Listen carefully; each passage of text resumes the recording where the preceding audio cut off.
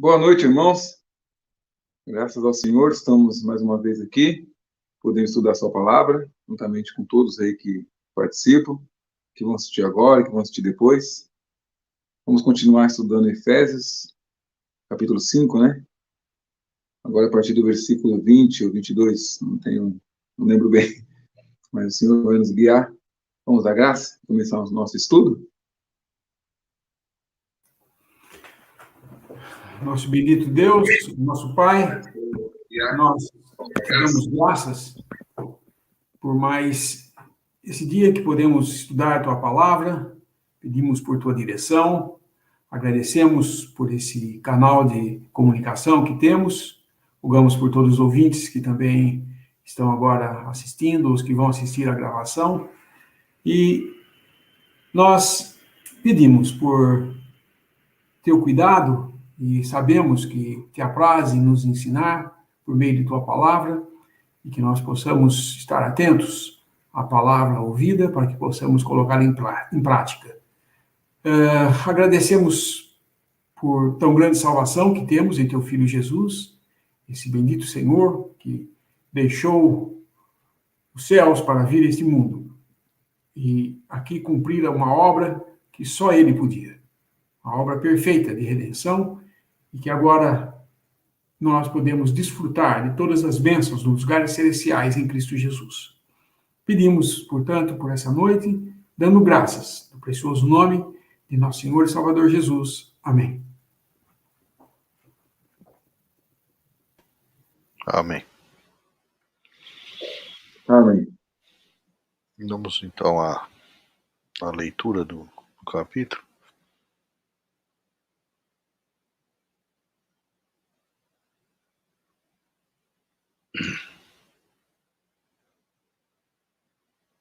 Vamos pegar, a partir do 20, né, só para a questão de dar um contexto.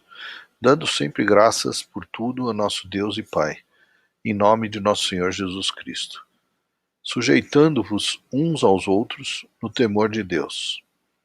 Vós, mulheres, sujeitai-vos a vossos maridos, como ao Senhor, porque o marido é a cabeça da mulher, como também Cristo é a cabeça da igreja, sendo ele próprio o Salvador do corpo.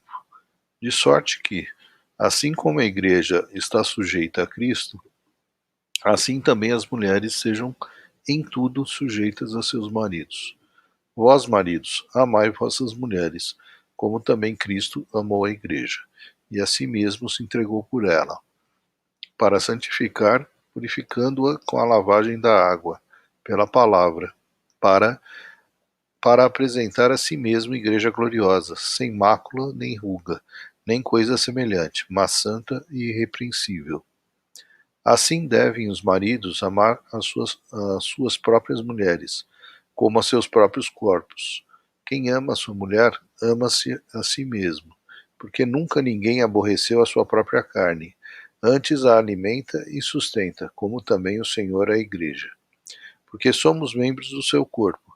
Por isso deixará o homem seu pai e sua mãe, e se unirá à sua mulher, e serão dois numa carne. Grande é este mistério, digo, porém, a respeito de Cristo e da igreja. Assim também vós, cada um, em particular, ame a sua própria mulher, como a si mesmo, e a mulher reverencie o marido.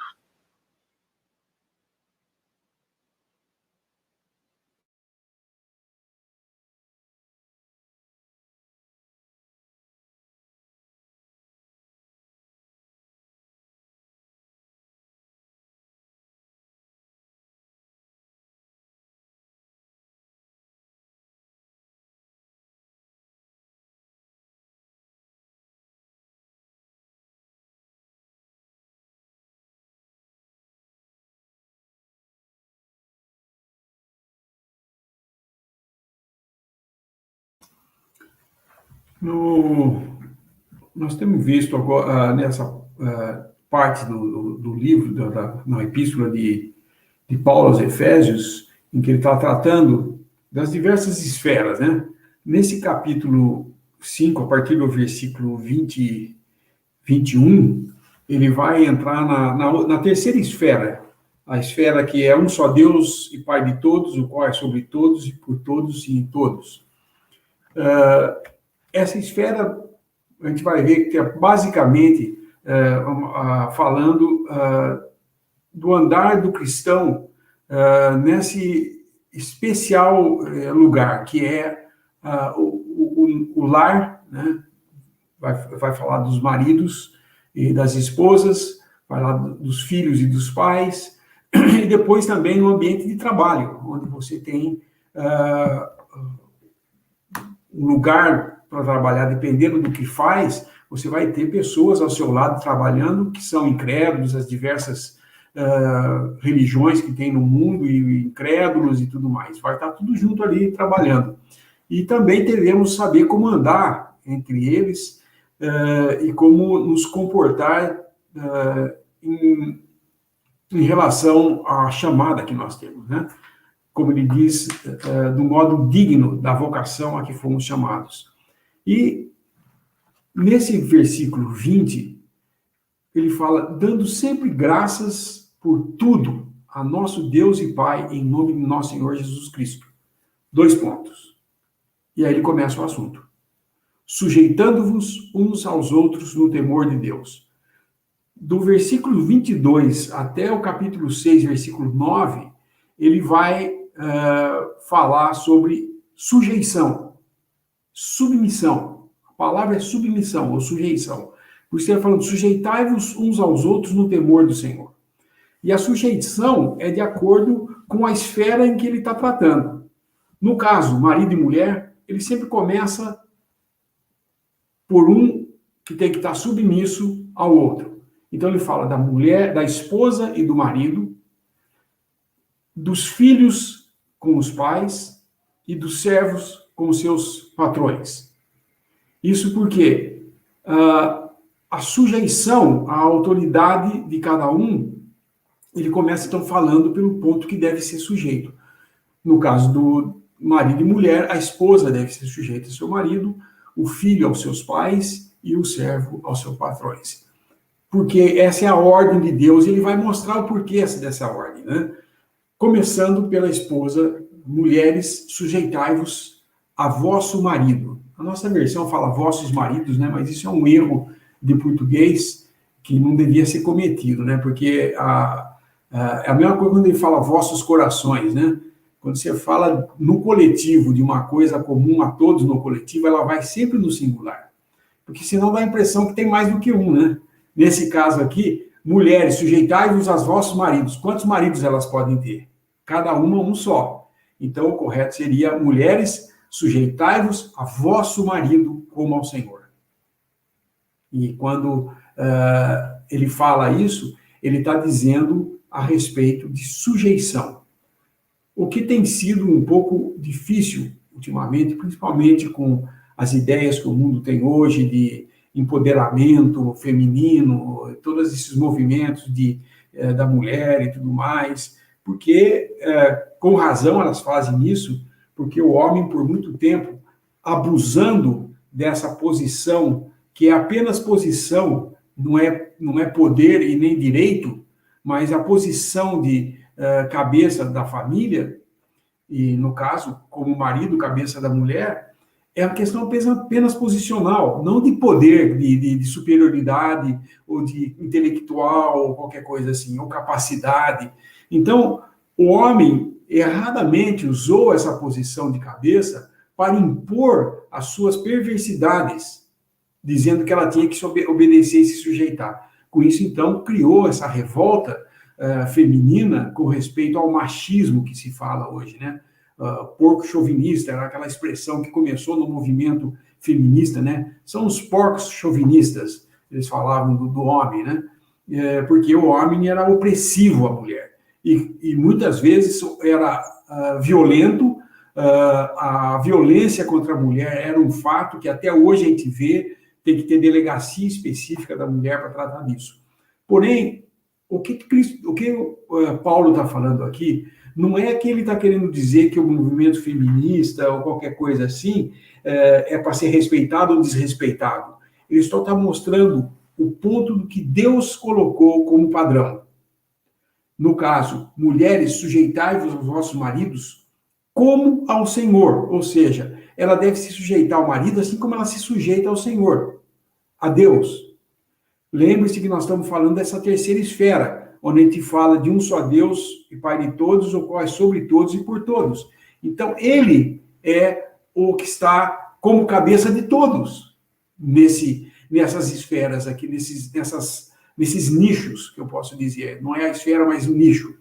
A família, o trabalho e as coisas assim que envolvem autoridades, né? Então, as mulheres devem se sujeitar aos maridos como se sujeitam ao Senhor. Ou seja, honrar e ter cuidado. Ao falar disso, ele fala, por que ela deve fazer isso? Porque o marido é a cabeça da mulher. Mas o exemplo dele não é que ele está falando, homem, você é poderoso. Ele está falando como Cristo é a cabeça da igreja. Agora, ele mesmo é o salvador do corpo. Se ele é o exemplo do marido como cabeça da mulher, o que o homem devia ser? Ele devia fazer como Cristo fez com a sua noiva, com a sua igreja. Morreu por ela. Fez de tudo por ela. Não a maltratou, ao contrário, a amou a ponto de se dar a si mesmo por ela. Esse é o papel do marido. Então, quando muitas vezes a pessoa fala, vocês são machão, não deixem as mulheres falarem na reunião, elas têm que se cobrir de véu. Nós não estamos querendo ser machão nisso aí, nós estamos seguindo a ordem de Deus. Mas a ordem de Deus foi por muito tempo menosprezada pela parte do homem, quando ele não soube fazer a parte dele, que vai falar lá no versículo 25. Mas ele começa falando uma mulher, e é interessante, quando ele fala dessas pessoas aqui, quer seja do marido e mulher, relação de pai e filho, ou de servo e patrão, ele sempre começa pelo lado, fala para cada um deles naquilo que ele tem mais propensão a falhar. Na mulher, a submissão é onde ela mais tende a falhar. No homem, ele fala, maridos, amai vossas mulheres, porque é onde o homem mais falha, no lado afetivo. A mulher é um ser muito mais afetivo, ela tem muito mais sentimentos, ela vai mais pelos sentimentos, e o homem vai pela razão. Então ele tem tendência a simplesmente falar, bom, se Deus mandou sujeitar, você tem que se sujeitar a mim, e mete cacetada e brutalidade e tudo mais. Não é isso que o Senhor está falando. A submissão da mulher aqui é a um homem que a ama e que faz tudo por ela. Porque esse é o padrão de Cristo. Então fica muito fácil entender que o que a Bíblia nos ensina não é machismo. O que o homem fez do que está escrito virou machismo. Virou violência, virou autoritarismo, sem nenhum amor, sem nenhuma afeição. E se não bastasse isso, ainda quando ela saía do lugar dela e não se sujeitava, ele se dava no direito de abandoná-la ou procurar outra e qualquer coisa assim. Realmente, se nós lermos isso aqui com os olhos do que Deus está falando, fica muito fácil entender como é muito fácil a mulher ser submissa. Porque como ela é uma pessoa extremamente afetiva, alguém que a ama, ela tem afeição por essa pessoa. Alguém que a maltrata, afetivamente, ela não tem uma resposta dela ali. Então, fica difícil de ser submisso. Veja como as duas coisas têm que andar juntas. Quando, visitando irmãos, eles me fizeram essa pergunta a respeito da submissão da mulher, e foi um homem que fez, e enquanto ele começou a fazer, foi corrigido no meio do que ele estava perguntando. Uma irmã corrigiu ele, que ele estava falando, e parece que ficou meio assim a coisa, né?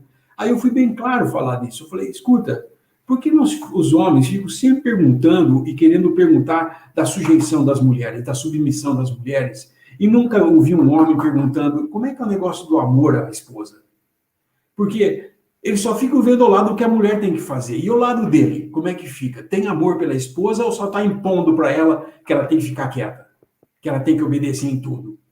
Porque, na verdade, isso é machismo mesmo. Eu chegar e impor para minha esposa que ela tem que me obedecer, que se não obedecer, eu vou ficar bravo, eu vou fazer... Não. eu amo. E mesmo que falhas ocorram de ambos os lados, nós somos seres humanos adultos para sentar e conversar e, diante do Senhor, resolver os problemas. Mas parece que a gente sempre quer pegar o atalho para chegar nessas coisas, porque quando se passa por problemas assim entre marido e mulher, o atalho é evitar toda discussão e já separa, porque é melhor ficar separado do que brigando. Essa é a ideia que tem. Mas, na realidade, o melhor caminho para quando existem esses conflitos no casal é buscar o Senhor, ambos.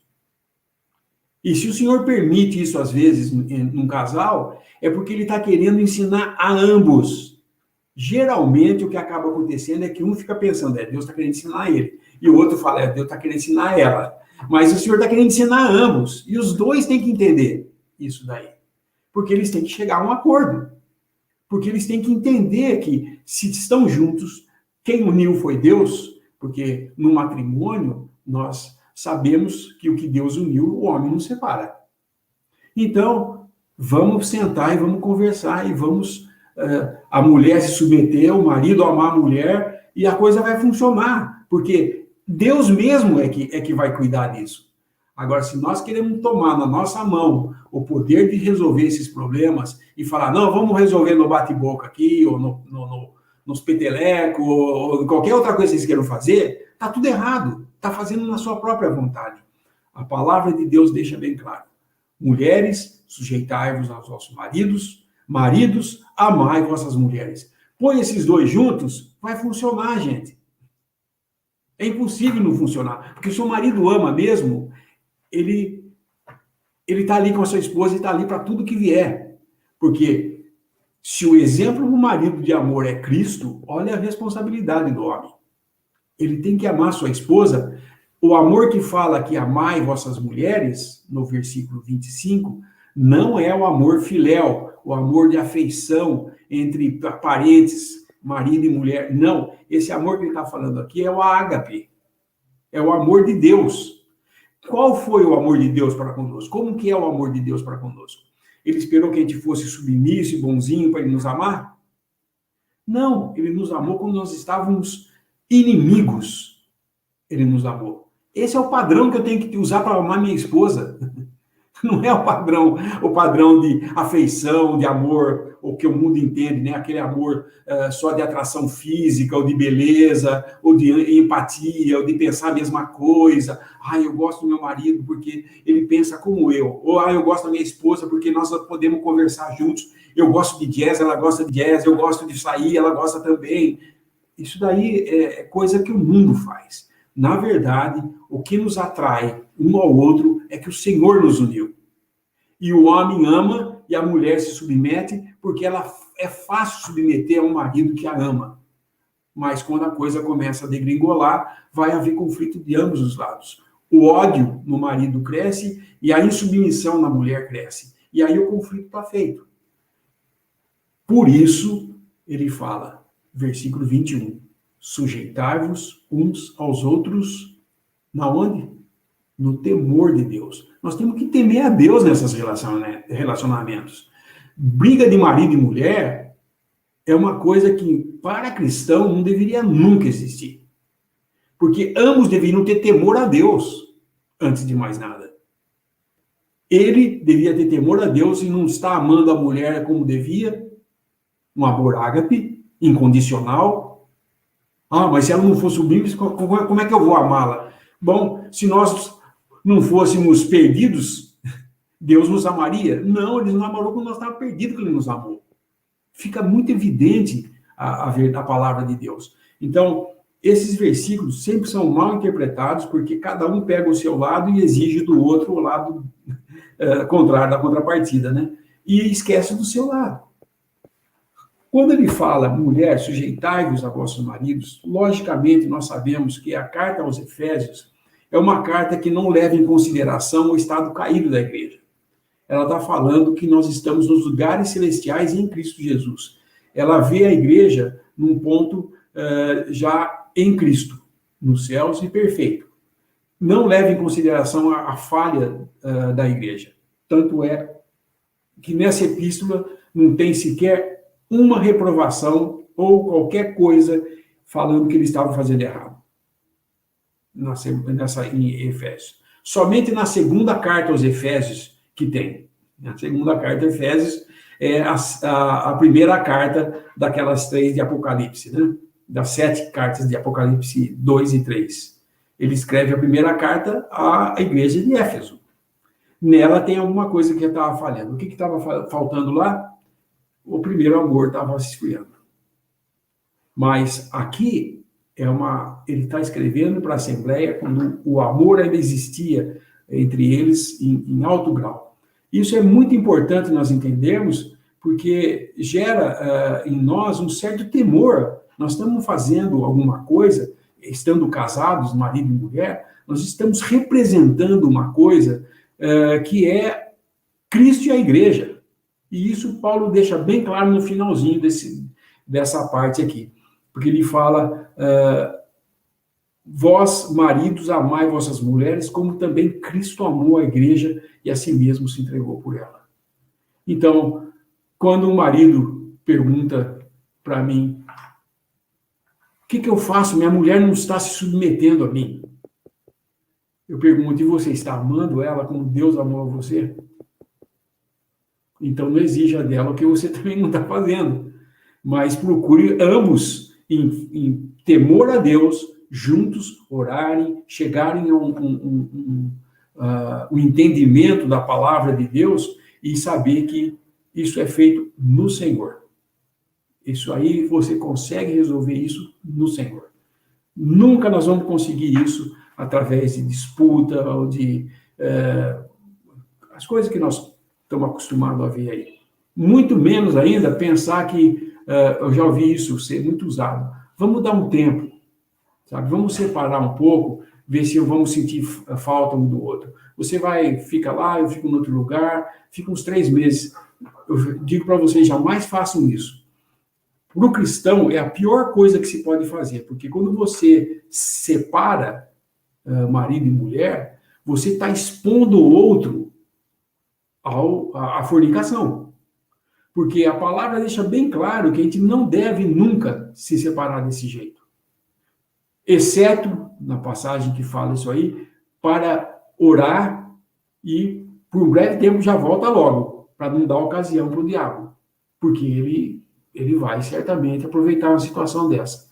Porém, eu estou falando isso porque eu sei, hoje o mundo está cheio de problemas de casamento, de coisa, e isso também afeta os cristãos. Tem muitos cristãos enfrentando esses problemas, mas a palavra de Deus continua sendo a mesma. Ela não vai mudar.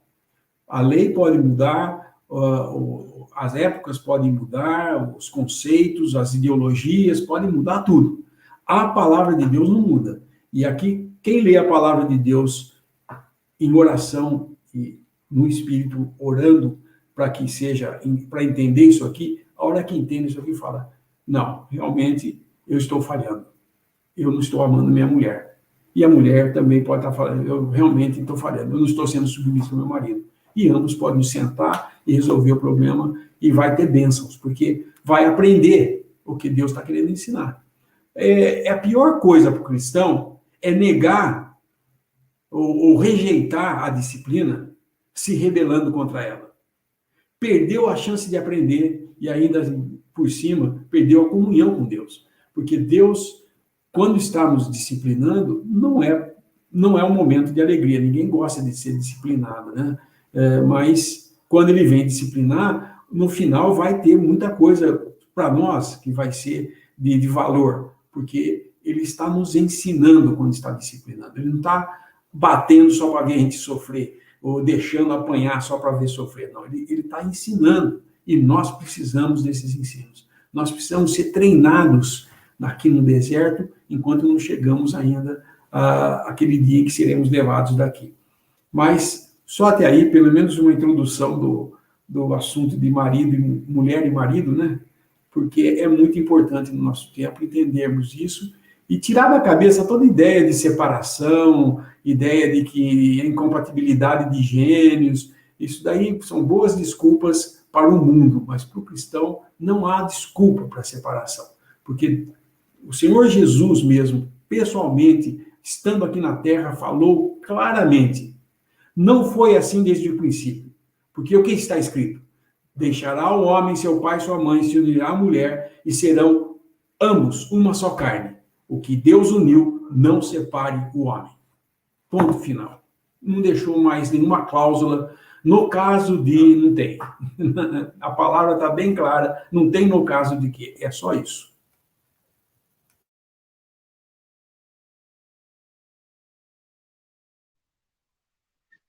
A partir do momento que o homem tem que estar apontando para a mulher, cobrando dela a sujeição, provavelmente o seu sacerdócio já está com um problema em casa.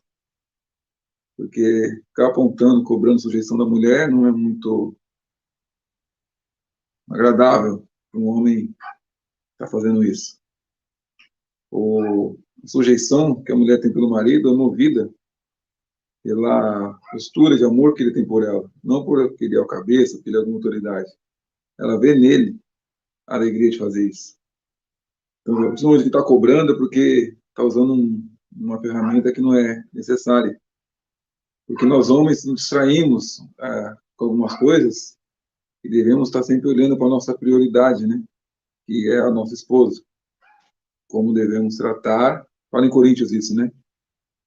Como devemos, ele agora é como se fosse dividido, assim, amar, casou agora, ele tem que cuidar das coisas do mundo em relação a cuidar da família e como agradar a sua esposa. Então esse é o caminho, né, que quem casou decidiu ter na vida, e ele faz isso com alegria, porque ele está fazendo, agradando ao Senhor, aquilo que o Senhor lhe deu, que é a esposa. A alegria da mulher cristã é a certeza da sua salvação, ser amada por Deus, e é dupla alegria, ser amada por um homem que ama a Deus. Ela é duplamente feliz, porque as palavras desse marido e o comportamento dele devem estar sempre, né, sendo conduzidas pela sua submissão a Deus. Então ele vai conduzir a sua casa pelo amor que ele tem por Deus, cuidando da sua esposa. Então o homem, ele tem uma responsabilidade muito grande com a sua casa e com o que ele representa diante dos seus filhos, da sua esposa. Não tem como aliviar essa responsabilidade ou fazer com que isso seja algo relevante. É de extrema responsabilidade a postura do homem em casa e como ele conduz, né, as coisas, sempre colocando Deus ali diante de tudo. É claro que os conflitos e as divergências de opiniões podem acontecer, mas isso deve ser resolvido sempre com o Senhor. Ficar discutindo opinião, você acha isso, acha aquilo, isso não vai resolver. Não precisa fazer isso. Basta orarem. Orar que o Senhor vai mostrar para cada coração o caminho. E rapidamente vão se ter comunhão de novo. Basta ir no Senhor, não no querer ser melhor que o outro, né? Então isso principalmente o homem, ele deve sempre, antes de querer exigir alguma coisa, orar ao Senhor, dar uma olhadinha para o redor, porque Deus tem sempre algo para mostrar para ele. Com a esposa, né? A esposa, ela fala, é o Espírito Santo 2, né? Posso dizer assim, né? É o Espírito Santo 2. Ela ajuda o marido, maneira de falar, nas coisas espirituais também. Ele tem que aprender a ouvir. Nós temos dificuldade de ouvir, né? A mulher às vezes fala muito, muito, muito, né? Tem muito rodeio. A gente às vezes tem dificuldade de ouvir. Mas é importante ter esse coração mais voltado para essas coisas. Em relação à sujeição, isso é um problema hoje no mundo, né? Ser sujeita ao marido, entendendo o que é sujeição, como o irmão explicou aí, essa alegria que a mulher tem de olhar para o marido e reverenciá-lo como aquilo que Deus deu para a sua vida, aquela pessoa que ela tem essa reverência, esse respeito, esse amor pelo que ele representa, ainda que ele não seja digno disso, né? Como diz, ele não merece minha sujeição, não é a ele, né? É o Senhor que você faz isso. É o Senhor que você faz isso. O poder que tem uma mulher de levantar a autoestima de um homem, no sentido do que ela representa para ele, em momentos de dificuldade, é muito grande. É muito grande. Ou não deve ser carente, depender disso. Mas, às vezes, o apoio da esposa na dificuldade é que dá para ele a força que ele precisa para enfrentar e passar por aquele problema. Não ele ficar criando uma situação. A sujeição é isso. É o amor que a mulher leva para o marido, né? Essas afeições que ela tem, para poder entender as circunstâncias e ser um auxílio para ele. Um auxílio, uma ajuda. Não mais para uma carga para ser carregada. Então é algo assim maravilhoso. O casamento do Senhor também é maravilhoso, né? A questão não é você ter um casamento cristão, é você casar com alguém que tem a mesma consciência de fé que você tem.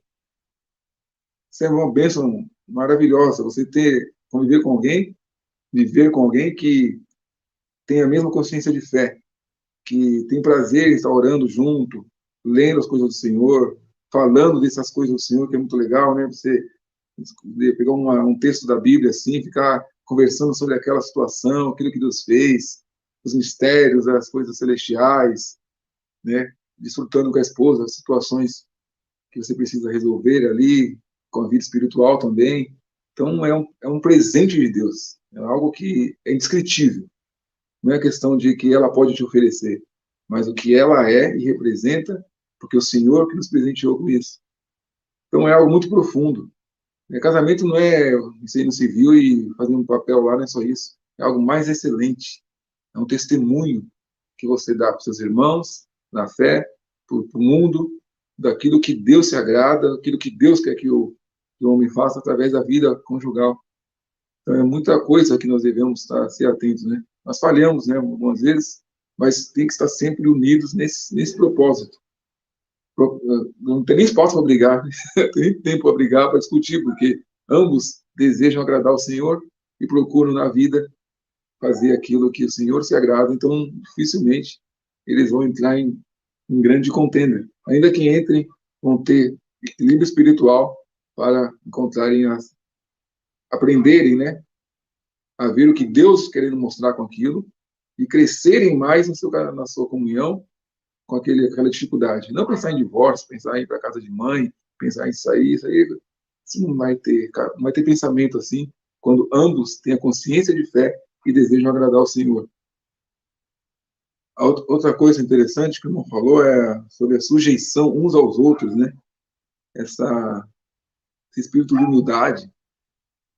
Quando temos um irmão que nós gostamos de ouvir os irmãos, né? Gostamos de estar com os irmãos, não importa se ele o grau de espiritualidade que ele tem, será que isso pode ser medido, não sei como entender isso, como ele seja, mas você tem a alegria de estar com seus irmãos e se sujeita a ele, não importa se ele é novo na fé, se ele é neófito aí nas coisas do Senhor, mas você consegue olhar para ele e perceber o valor que ele tem e se sujeita a ele no sentido de compreendê-lo, amá-lo, ter prazer em ouvi-lo, poder... São exercícios espirituais, né? Acho que Pedro, 1 Pedro, capítulo 5, coloca para mim, irmão, aí. Até eu abrir aqui. 1 Pedro, capítulo 5, versículo que é o 5, 5, 5.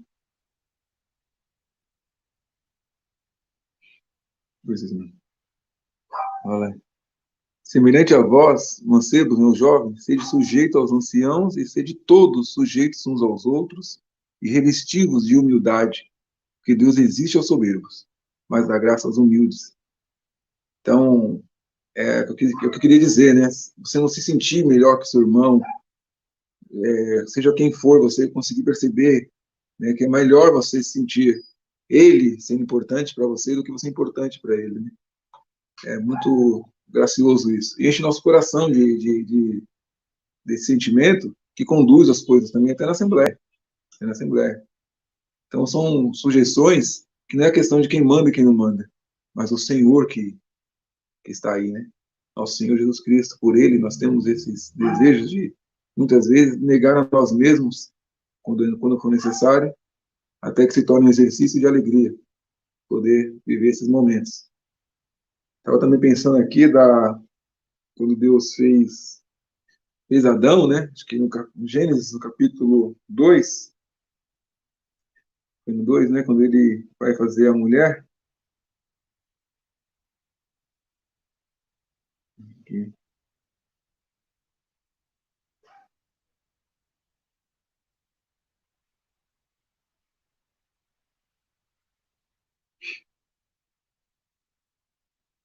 Mas é o versículo 18, né? Ele fala, Gênesis capítulo 2, no 18, que não é bom que o homem esteja só, ele vai fazer de uma ajudadora ali, a Ezer, né? Azer, ajuda que vem do céu, né? Ebenezer, que é tudo que vem de Deus, assim, eu uso esse termo, né? A mulher, a mulher é presente de Deus para o homem, né? Ajuda de Deus, né? Fazer uma ajudadora, Ezer, né? Eliezer também, ajuda divina, né? Então, ele vai fazer isso, ele não faz a mulher em seguida quando ele fala isso, ele faz os animais, ele começa a vendo, disse o Senhor Deus, não é bom que o homem esteja só, far-lhe uma adjuntora que esteja como diante dele. Havendo, pois, o Senhor Deus formado da terra todo animal do campo e toda ave do céu, trouxe a Adão. Então Deus não faz em seguida a mulher, ele faz o processo ali dos animais, ele coloca nome em tudo. Aí o homem ele vai se sentir governador de tudo, né? Dono ali, como a sua autoridade, ele vai ver que tudo ali agora ele está sujeito a ele. É o rei agora, né? Mas agora ele vai perceber, tendo tudo, que lhe falta alguma coisa ainda. Deus primeiro dá a ele toda a autoridade que ele queria ali, né? Nesse contexto, para em seguida, né? No último, depois que ele coloca nome em tudo, não se achou algo como se estivesse diante dele, né? Aí Deus vai fazer agora a mulher, aí sim. Primeiro o homem tem que perceber que sem a esposa que Deus trouxe para ele, ele nunca vai ser rei de nada, vai sempre faltar alguma coisa. Ele precisa ter ela para dizer, aí sim, agora eu estou completo.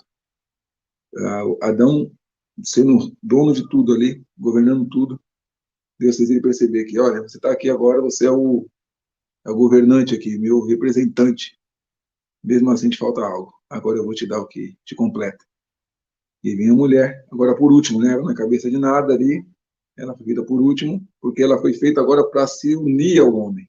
Não para ser cabeça de alguma coisa, mas na posição que Deus deu a ela, se unir ao homem para junto com ele governar aquilo que Deus colocou para ele fazer. Esse é o princípio. E vai ser assim até que o Senhor volte e sempre será enquanto for. A palavra de Deus está aí para nós aprendermos. Ninguém vai mudar isso. O homem ignora a palavra de Deus. O incrédulo, né? Mas os que creem no Senhor e recebem o senhorio de Cristo em sua vida, pela fé, entendem que esse é o padrão divino. Se o homem considerasse isso, pela fé, cresce nisso, muitas coisas seriam melhores em nossa vida. Porque Deus, nós não somos mais sábios que Deus. Não somos mais sábios que Deus. Homem nenhum é impossível pensar isso. A forma que Deus estabeleceu, a ordem, é o que traz a bênção para o homem. Não nossas ideias, não a mulher pastora mandando lá, apontando o dedo, ensinando, essas coisas aí que eles trouxeram aí para tirar toda a glória da palavra de Deus, trazer a desobediência, o contexto da família. A mulher não pode ser cabeça da própria casa, como é que ela vai ser cabeça das coisas do Senhor? É uma coisa fora de para quê? Para destruir a beleza do amor que Deus estabeleceu entre o marido e a esposa, que representa o amor de Cristo pela igreja. Até aí.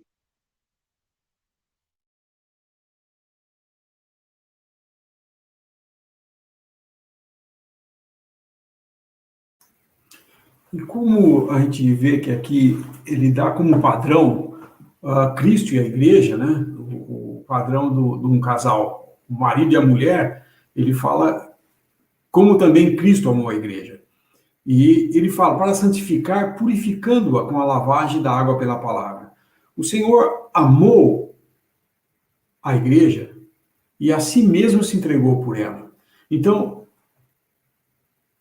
por ela, ele entregou sua própria vida, derramando seu sangue para, com esse sacrifício, comprar para ele possuir, né, essa igreja que ele tanto ama, que somos nós. Mas ele fala de uma coisa, além de ele ter a si mesmo se entregado, ele fala de santificar, purificando-a com a lavagem da água pela palavra. Após nós sermos comprados pelo seu sangue derramado por nós, agora ele nos santifica, ou seja, ele vai nos separar para ele e nos aprontar para apresentar a ele mesmo uma igreja sem mancha, sem mácula, sem ruga. Ele faz isso purificando-a com a lavagem da água pela palavra, ou seja, através da palavra de Deus. Nós, após sermos salvos, lavados pelo sangue, o sangue de Jesus já tratou de todo o problema do pecado, agora a palavra de Deus nos lava dia a dia, nos purificando. E essa lavagem da água é a resposta para todo casal que pergunta o que nós devemos fazer para que então a gente chegue a um acordo nesse casamento e vá bem.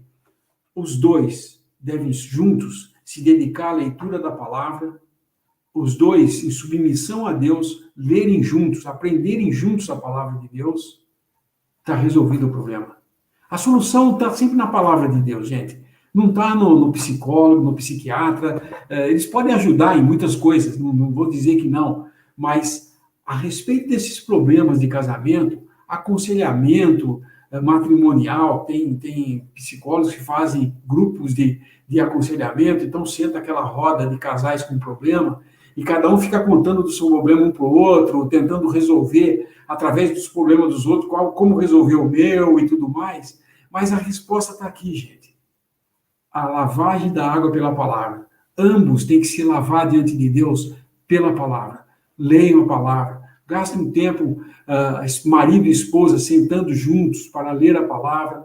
E se não tem filhos, é um bom momento para fazer isso, porque à noite podem ficar juntos fazendo isso. Quando tiverem filhos, os filhos vão estar incluídos nessa lavagem junto, porque eles vão estar sentados ali, e ali, diga-se de passagem, os filhos, depois nós vamos falar mais dos filhos, né? Mas eu vou acrescentar aqui, quando o casal está assim, sentado juntos, se purificando pela leitura, pela lavagem da água pela palavra, e os filhos estão juntos, eles ali no lar vão aprender a ficarem em silêncio, escutando e se comportando bem. Porque muitos chegam com os filhos na reunião e é aquela bagunça. O filho pula para cá, pula para lá, às vezes fica correndo, falando alto, brincando, gritando, e fala, então, é difícil controlar. Realmente é muito difícil controlar em lugar público, mas quando você está ali com a sua esposa, lendo a palavra, só está você e seus filhos, ali você pode controlar sim, porque ela é sua cabeça. E quando eles aprendem, e a submissão, quando a palavra de Deus está sendo lida, eles têm que ficar em silêncio, eles vão transportar isso para o salão, porque eles vão ver que a palavra de Deus está sendo lida, eles vão se comportar lá dentro. Eu lembro quando nós começamos a reunir aqui, que o irmão que veio um tempo morar conosco, ele veio com a família lá dos Estados Unidos, ficou entre nós, e ele falava isso. Irmãos, vocês não vão ensinar seus filhos a ficarem em silêncio na reunião, se em casa vocês não tiverem um tempo junto com eles, lendo a palavra e ensinando eles a ficarem sentados ouvindo, sem ficar brincando, sem ficar falando alto ou correndo, mas senta, agora é momento de ler a palavra, vamos ler. Sentam e leiam juntos a palavra, faz um breve comentário, não precisa fazer nenhuma pregação para a família, não. É só o marido ler alguns versículos, fazer algum comentário, isso já é suficiente. Mas, principalmente, eu falo e repito, leia os versículos, façam as crianças lerem também, porque a palavra de Deus é viva. Se você lê a palavra, aquilo entra nos ouvidos da criança e fica. E isso é a semente que vai gerar muito fruto para ela. E assim nós podemos ter uma família que está sendo exercitada. Ele no amor, ela na submissão, e ambos na lavagem da palavra, trazendo seus filhos na demonstração e ensinando seus filhos no Senhor a lerem a palavra também. Isso é família. Família cristã é isso. Infelizmente, nós falhamos muito nisso. Eu falhei muito nisso e acho que não tem um casal que não tenha falhado nisso. Mas as falhas me ensinaram a fazer isso. Eu aprendi por falhas. Poderia ter aprendido só por ter ouvido, né? Mas não foi. Tive que aprender algumas coisas pelas coisas que tive que sofrer, não estando fazendo ela corretamente. Então, é muito importante que entendamos isso aqui.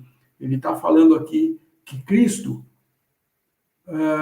se entregou por ela para a santificar, purificando-a com a lavagem da água pela palavra, para a apresentar a si mesmo igreja gloriosa, sem mácula, sem ruga, nem coisa semelhante, mas santa e irrepreensível.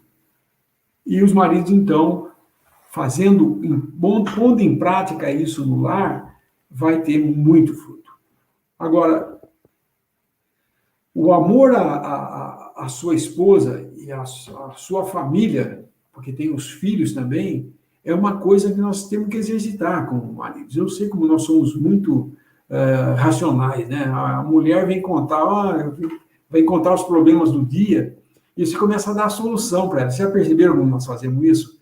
A mulher vem falar, nossa, hoje o dia foi difícil. Então você vai fazer assim, assim, você já dá a solução. Você está fazendo errado, isso tem que fazer assim, assim. Ela não quer saber a solução, ela quer que você escute os sentimentos dela, de como foi o dia dela. É só isso que ela precisa.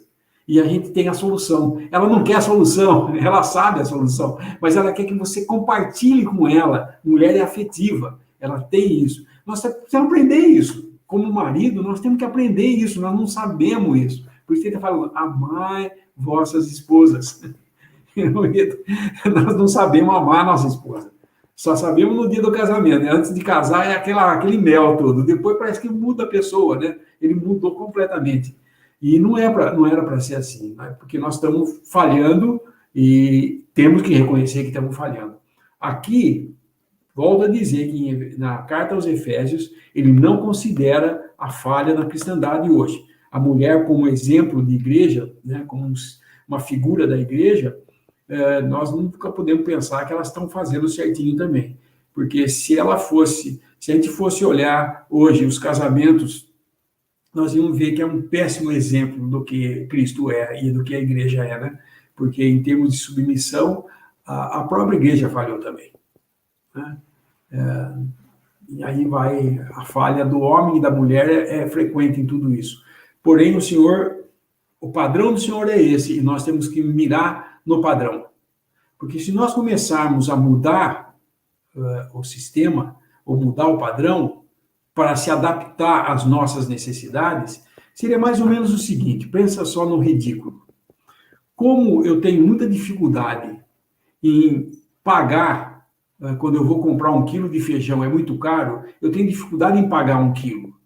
Eu começo a falar assim, não, eu vou fazer o seguinte, eu vou fazer esse quilo ficar com 600 gramas, assim eu pago por 600, porque não pode abrir o saquinho e vender só 600 gramas, né? Então, eu vou diminuir o saquinho, muda o padrão.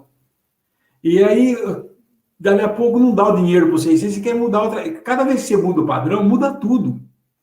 Não, existe um padrão. Quanto que é 1 quilo? Como é que eu sei quanto que é 1 quilo? Porque existe uma medida dessa padronizada em um lugar no mundo, e todo mundo, quando precisa pesar, vai lá e vê se compara com aquilo lá. Se é igual, você está com 1 quilo na mão. Se não é, não é 1 quilo. O padrão de 1 metro, eu lembro, visitando uma cidade na França, tinha em Paris, tinha na parede, tinha um negócio assim, era 1 metro, né? Estava 1 metro lá na parede, assim, em mármore, né?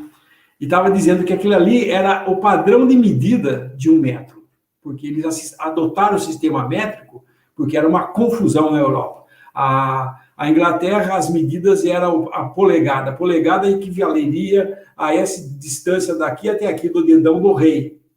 Só que daí o rei morreu e veio outro, o dedão era diferente, mudou a medida.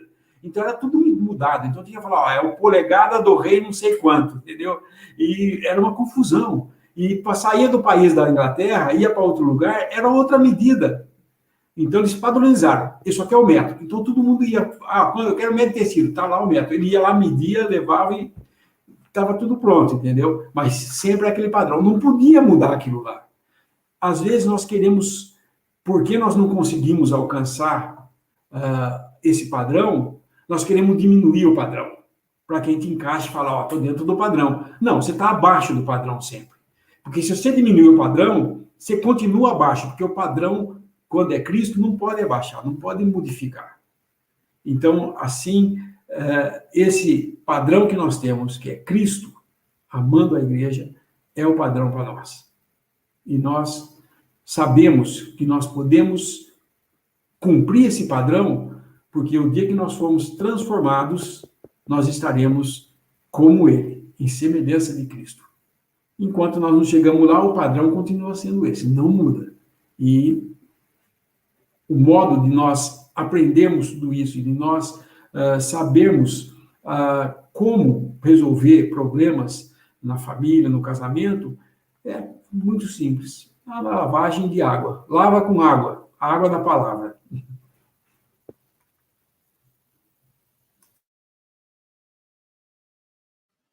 Irmãos, tem uma pergunta. Tem duas perguntas aqui.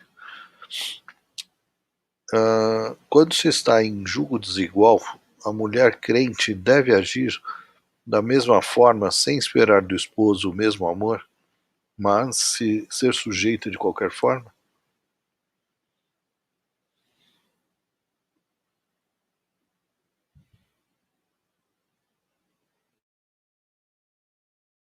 Ok. Se ela contraiu esse casamento antes de ser crente, é uma coisa. Se ela, crente, casou com um incrédulo, ela desobedeceu. Porque a palavra de Deus é clara, é julgo desigual. O julgo desigual é quando você assume uma responsabilidade ou uma comunhão com alguém que não pode andar junto com você. Porque o que é o jugo? O jugo é aquele pedaço de madeira que eles punham nas costas do boi para prender um boi do lado do outro para eles andarem juntos. Então, a ideia do jugo é andar junto.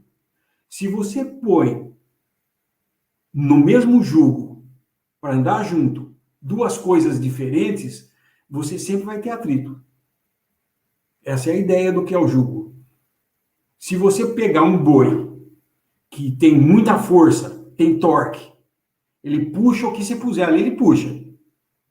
E você colocar nessa mesma canga ou jugo, do lado de lá, um cavalo, que o negócio dele é correr, mas ele não tem muito torque, não. O que vai acontecer ao que você botar esses dois para puxar o arado? O boi vai ter toda a força, mas o cavalo quer ir rápido. Só que o boi, com a força dele, ele vai devagar. É que nem se querer botar uma Fórmula 1 para correr, andar junto com um trator. Não tem jeito. Então, a ideia do jugo desigual é isso. Se um cristão se coloca em jugo desigual, ele não pode esperar a bênção. Porque ele fez isso em desobediência. Ele vai assumir toda a responsabilidade do que ele fez. Por isso, preste atenção se você vai se colocar em jugo desigual. Porém, o que a palavra nos dá e nos diz é graça. Quando você está casado com um incrédulo e se converte, não se desfaça dele, se ele consente em viver com você. Porém, saiba que você não pode esperar dele uma atitude cristã, como, por exemplo, amar a esposa como Cristo amou a igreja. Então, você está num jugo desigual, é uma situação difícil, mas você deve ser submissa do mesmo jeito. Porque você não é submissa porque ele é cristão, seu marido é cristão. Você é submissa porque o Senhor pediu que você fosse submissa ao marido. E assim, se o marido é incrédulo, respeite, honre esse marido e tenha submissão a ele naquilo que é no Senhor. Porque se o marido pedir para você fazer uma coisa que é pecado, aí no Senhor você não vai fazer isso. Então, é submissão no Senhor. Volte lá no versículo 22. Efésios 5, 22. E vós, mulheres, sujeitai-vos a vossos maridos como ao Senhor. Vocês vão ver que vai haver a mesma coisa de obediência. No caso da mulher, não é obediência que lhe pede, como os filhos têm que obedecer, é submissão, né? Mas na questão da hierarquia que eu estou falando, o servo deve ser sujeito ao seu patrão, deve também se sujeitar ao seu patrão. Seja ele incrédulo ou crente. Porque ele não está fazendo isso para o patrão, mas como se estivesse fazendo para o Senhor.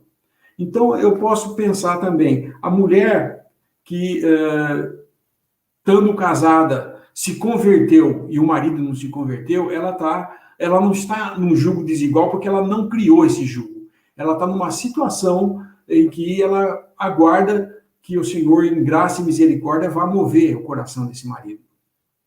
Agora, vou repetir.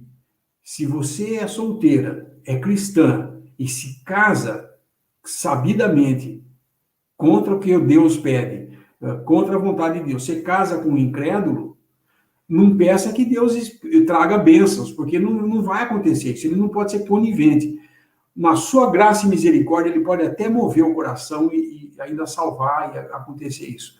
Mas não é o caminho que a gente recomenda para um cristão se unir. E quando eu falo isso, eu falo ao contrário também, né? O homem ia casar com uma incrédula, né?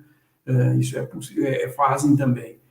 Não seria uma coisa aconselhável para um cristão casar com uma mulher incrédula, né? Deve ser sempre ter a mesma fé. Porém, se você se converteu depois de casada, você se converteu e ele não, mas ele consente que você vá na reunião, que fique em submissão a ele mesmo, porque é isso que Deus quer, né? E ore bastante, porque o Senhor vai, na sua graça e misericórdia, ainda vai vai santificar o marido. Isso aí a gente chama de santificação por proximidade, né? Ele está participando, ele está debaixo da proteção de Deus por causa de um cristão, que é, no caso, a esposa é cristã, ele é abençoado pelo coisa. Não salvo, porque nós não podemos salvar outra pessoa. Mesmo no caso de um marido e mulher, você não tem poder de salvar seu marido. Porém, Deus, na sua misericórdia, pode fazer isso sim. Então, é orar que o Senhor tenha essa misericórdia e você possa um dia ver seu marido juntos indo para a reunião.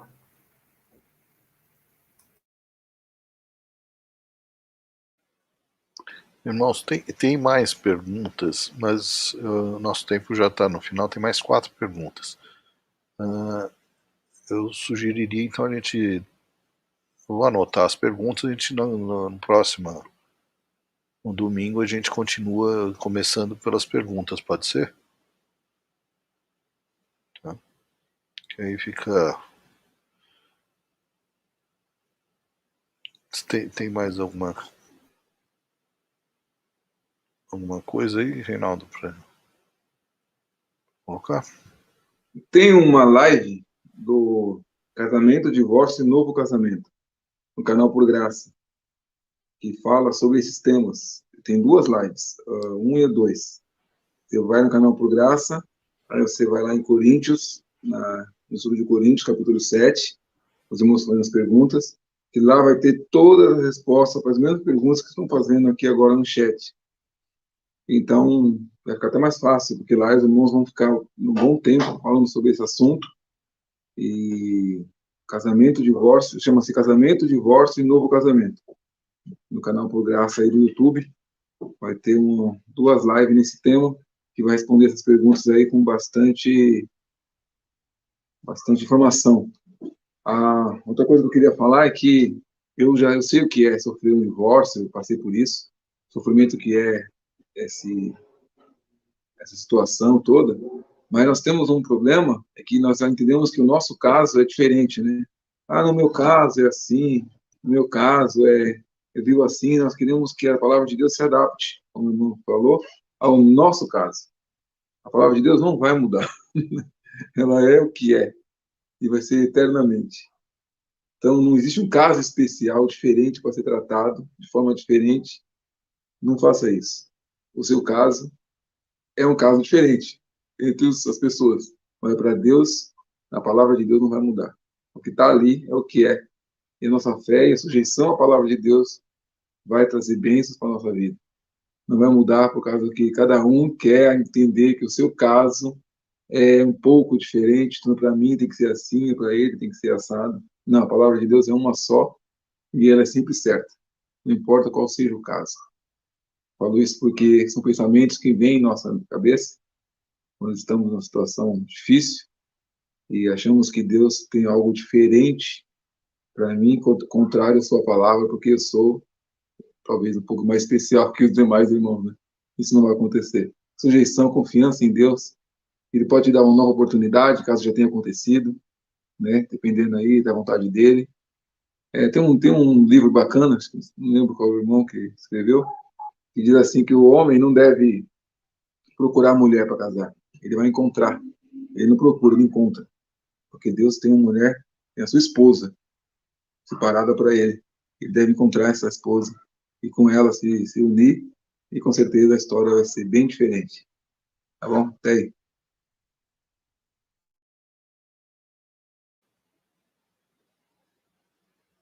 Então, irmãos, vamos colocar então um hino para a gente encerrar.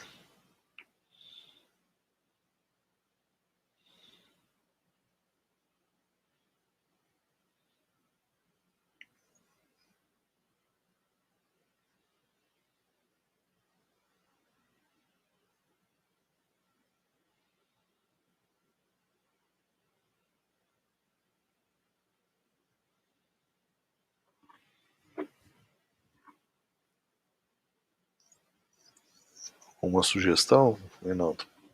Lineu?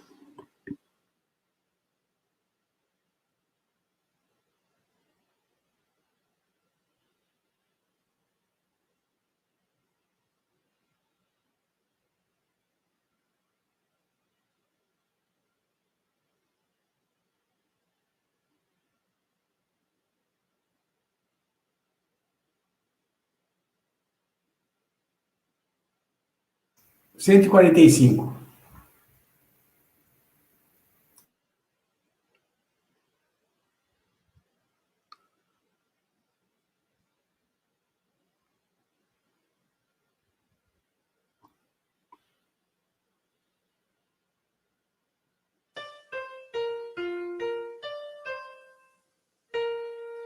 Quando nos vem tristezas, mágoas ao coração, Tu, ó Senhor, bem sabes, nos dás consolação. Sempre, sempre, temos em Ti consolo, só onde estás em radiante luz, nós encontramos consolo, que a solidão nos lança em uma senda atroz. Tu que sofreste tanto, nunca nos deixa sós. Sempre, sempre, temos em Ti consolo, só onde estás em radiante luz, nós encontramos consolo. E quando os anos chegam, enchendo de tremor nossos tão débeis passos, nos guarda Teu amor. Sempre, sempre, temos em Ti consolo, só onde estás em radiante luz, nós encontramos consolo. E ao findar a lida de nossa senda aqui, a tua voz maviosa nos chamará daqui. Sempre, sempre temos em ti consolo, onde estás em radiante luz, nós encontramos consolo.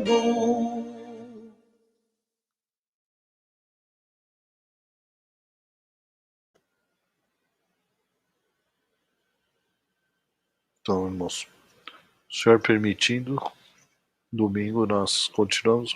De qual versículo, irmãos?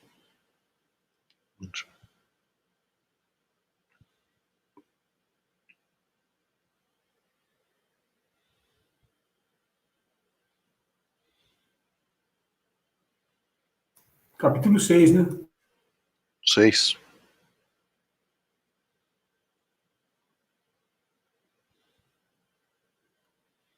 Tá ótimo. Então, a gente começa então no domingo pelas perguntas aqui, né? Só para cobrir, mas os irmãos também vejam os vídeos lá que o Reinaldo mencionou. E Reinaldo, você pode dar graça, irmão, para a gente encerrar, por favor? Amém. Bendito Deus, nosso Pai, nós te damos graça por esse privilégio de falarmos de Ti, do Teu Filho amado, nosso Senhor Jesus Cristo, o amor que Ele tem por nós, que é o régua de medida que temos para amarmos também nossos irmãos, nossos filhos, nossas esposas, nosso lar. Nos ajuda, Pai, a olhar sempre a pessoa do Seu Filho, nosso Senhor, e nele, Pai, tirar tudo o que precisamos e nele, Pai, vermos tudo o que precisamos para conduzir nossa casa, nosso lar, nossos relacionamentos com irmãos, com patrões, com a família. Nos ajuda a ter a paciência de consultar o Senhor em todas as coisas, não agir de forma precipitada, mas sempre buscar no Senhor, Pai, a palavra, a atitude que devemos tomar e glorificar nosso Senhor Jesus Cristo. Possamos ser sacerdotes no nosso lar, nossos filhos possam nos ver orando, Pai, assim nos ajudando nas coisas, Pai. Damos graça, sabemos que somos amados por Ti, temos tudo o que precisamos para viver piamente nesse século, nesse tempo de ruína, que o Senhor nos dá todas as coisas. Obrigado mais uma vez por esse dia, nossos irmãos que nos acompanharam, nos ajudaram nessa live. No nome do nosso Senhor Jesus Cristo. Amém. Amém. Amém. Boa noite, irmãos. O Senhor permitindo, nos vemos na próxima semana, no domingo.